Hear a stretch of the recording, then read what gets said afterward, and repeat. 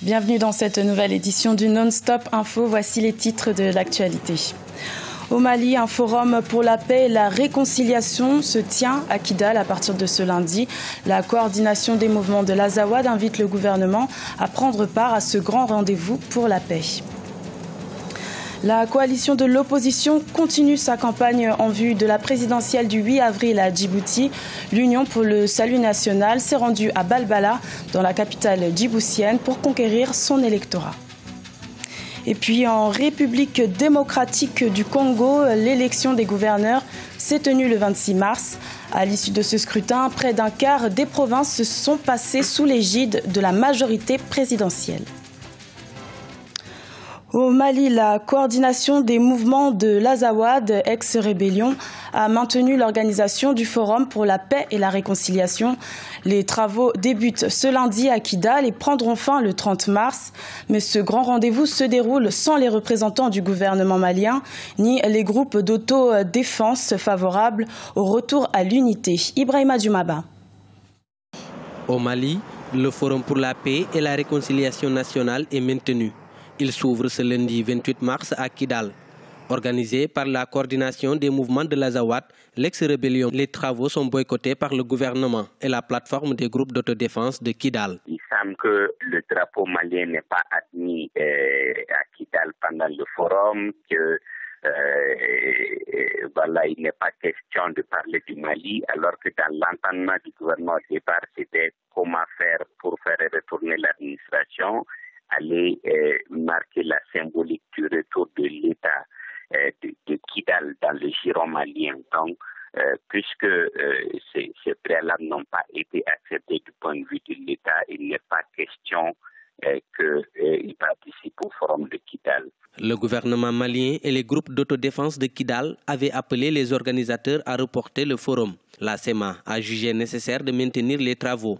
Les observateurs invitent tous les acteurs du conflit malien à respecter et faire appliquer les accords d'Alger qui prônent le dialogue et la réconciliation. Je pense qu'il faut que les uns et les autres soient sincères. C'est-à-dire, au moment où on dit il y a le débat pour le retour de Kidal dans le giron du Mali où il y a des réticences, au même moment, l'État central fournit les services de base à Kidal.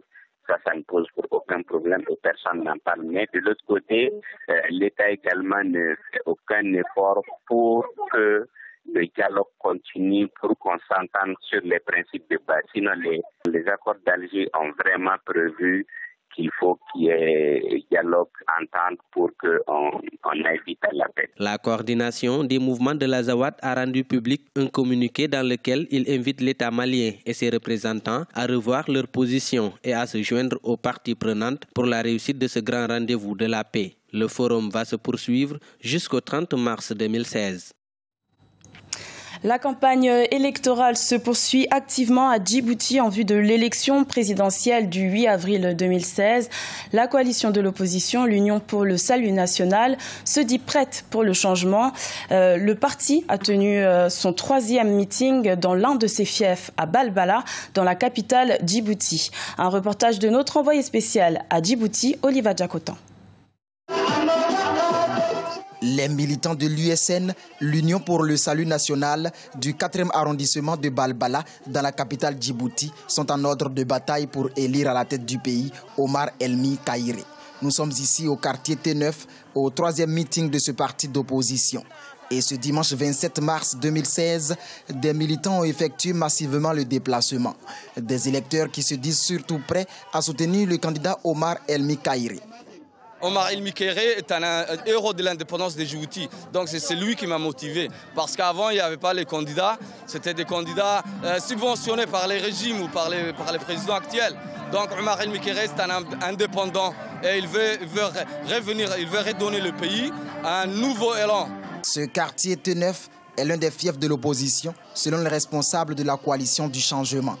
Ici, les jeunes constituent une frange importante de l'électorat, dont plusieurs d'entre eux qui voteront pour la première fois ont déjà fait leur choix parmi les 6 candidats. C'est déjà une joie de voter pour la première fois dans une élection présidentielle, et surtout la plus ouverte à mon avis. Je voterai Omar Elmi Keïre car il a les solutions à nos problèmes, surtout à Balbala. Mon choix, c'est Omar Elmi Keïre et je sais que mon vote comptera pour l'alternance à la tête de notre pays. Je n'ai aucun doute, nous allons gagner. Omar Elmi Keïre débutera prochainement une tournée à l'intérieur du pays pour conquérir l'électorat, surtout des milieux ruraux. En Centrafrique, le second tour des élections législatives se déroulera le 31 mars, soit au lendemain de l'investiture du président élu Faustin Archange Touadéra. Elles étaient initialement prévues dimanche 27 mars, mais ont été reportées suite à des retards d'acheminement du matériel électoral. Pour l'instant, la Cour constitutionnelle de transition n'a validé que 45 candidats sur les 140 députés que doit compter l'Assemblée nationale centrafricaine. L'élection des gouverneurs s'est tenue le 26 mars en République démocratique du Congo. Le bilan semble plutôt positif pour la majorité présidentielle qui revendique la victoire dans 16 provinces sur les 20 qui se sont soumises à ce scrutin. Plus de détails avec Oumou Kalsumba. Le camp présidentiel remporte la majorité des provinces à l'élection des gouverneurs. En République démocratique du Congo, s'est tenue le 26 mars 2016 l'élection des gouverneurs et vice-gouverneurs. 16 provinces sont passées sous le contrôle du camp du président Joseph Kabila.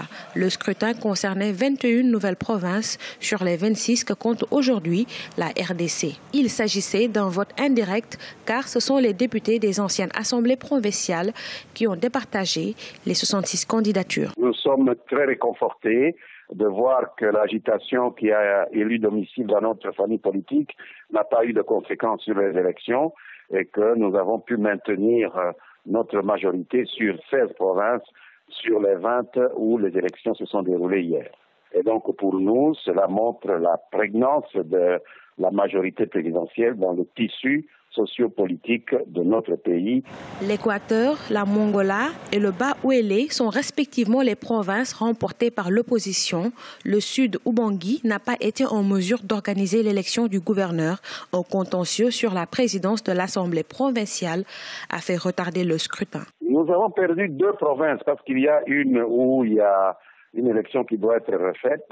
Et donc, c'est 2 provinces que nous avons perdues. Nous n'avons jamais eu la prétention de faire des scores soviétiques. Nous sommes en démocratie et forcément, il y a des endroits où on ne nous aime pas.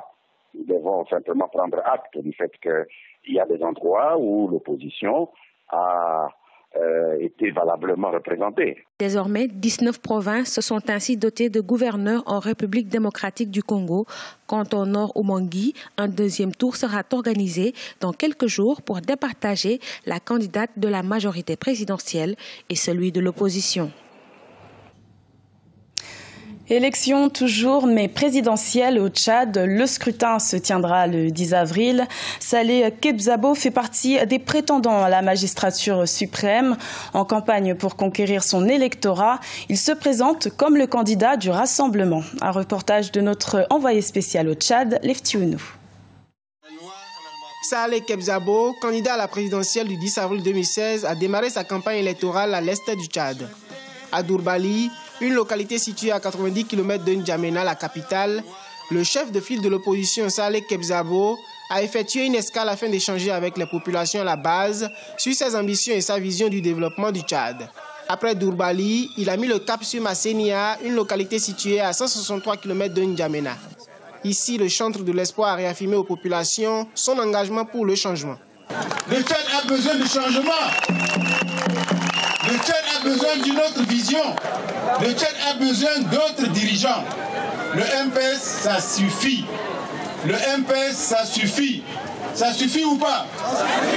À cette occasion, Saleh Kebzabo, candidat de l'Union nationale pour le développement et le renouveau UNDR, rassure ses partisans et sympathisants sur ses chances de remporter cette élection. Il leur a également révélé l'importance de son projet de société pour le développement du pays. Nous sommes sûrs de la victoire.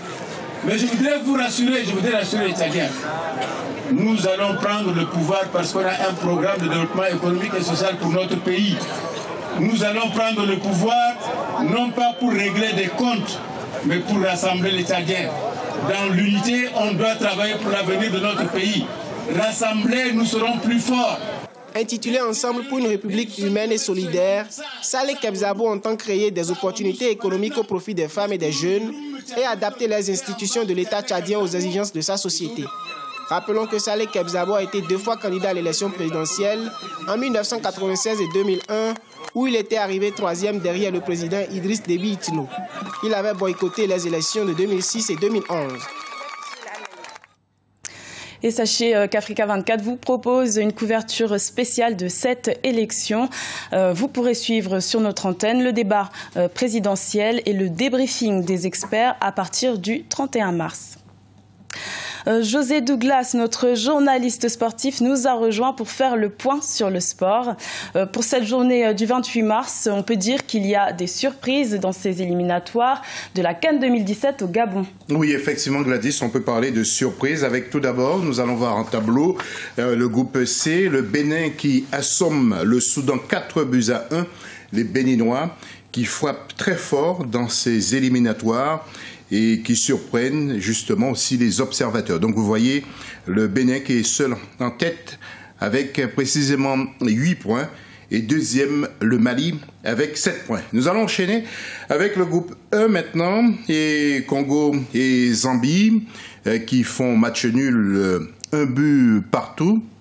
Le Congo doit faire attention lors des prochains matchs car il est à égalité de points avec la Zambie. Nous allons enchaîner avec le groupe H maintenant. Mozambique qui fait match nul avec le Ghana 0-0. Un petit coup de mou pour les Ghanéens, mais pas trop d'inquiétude. Donc pour les coéquipiers des frères Ayoub qui caracolent en tête de ce groupe, comme vous le voyez. Et quelques résultats aussi qui surprennent chez 2 grandes nations du foot sur le continent. Oui, alors effectivement, on peut parler de surprise.